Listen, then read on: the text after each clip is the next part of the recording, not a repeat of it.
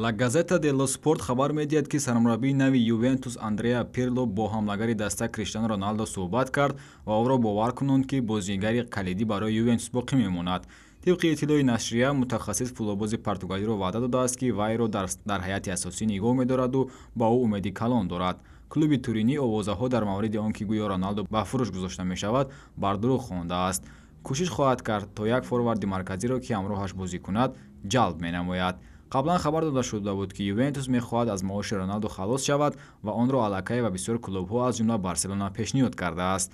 Роналдо соли 2018 ба ҳайати Ювентус ҳамроҳ шуд. Маблағи гузариш 117 миллион евро буд. Шартномаи ҳамлагари 35 солаи португалӣ бо Ювентус то тобистони соли 2022 эътибор дорад.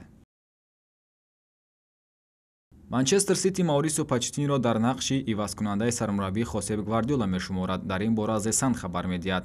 Тибқи иттилои манбаъ, барои анҷоми шартномаи Хосе Гвардиола то бо клуби англисӣ 10 моҳи дигар боқӣ мондааст. Дар ҳамин раванд Гвардиола нақша надорад, ки бо клуб қарордоди нав бандад. Ҳамзамон бо вуҷуди мағлубият дар даври якчорниҳои Лигаи Чемпионҳо аз дастаи Лион, роҳбарияти Манчестер Сити мехоҳад, ки Гвардиола сармураббии асосӣ боқӣ монад.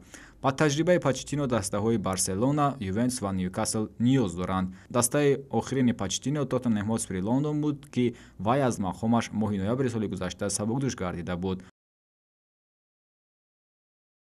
бино ба иттилои Марка, мураббии тими миллии Нидерландия Роналд Куман дар фурудгоҳи Барселона ба мушоҳида расидааст. Куман яке аз давталабони асосӣ барои ишғоли вазифаи сармураббии Барселона мебошад. Қаблан президенти клуби каталонӣ Хосе Бартомеу эълон кард, ки Энрике Сетьян тарки вазифа намуд. хабар дода мешавад, ки на танҳо Сетьян, балки директори варзиши даста Эрик Абидал низ курсии худро аз даст медиҳад. Абидал метавонад аз кор ронда шавад, зеро ӯ ҳатто пас аз мағлубият бо ҳисоби 8-2 дар бозии даври якчорниҳои Лигаи Чемпионҳо бар зидди Бавария мураббиро дастгирӣ мекунад. Дар шартномаи Роналд бо иттиҳоди футболи Нидерландия банде мавҷуд аст, ки мураббӣ имкон дорад, ки баъд аз Евро 2020 агар аз ҷониби Барселона пешниҳод шавад, метавонад, ки тарки тими миллӣ намояд. Дар фаъолияти футболбозии худ Куман аз соли 1989 то соли 1995 дар ҳайати нелӯнориҳо бозӣ кардааст. Аз соли 1998 то соли 2000 ӯ ба симати ёвари сармураббии Барселона кор кардааст.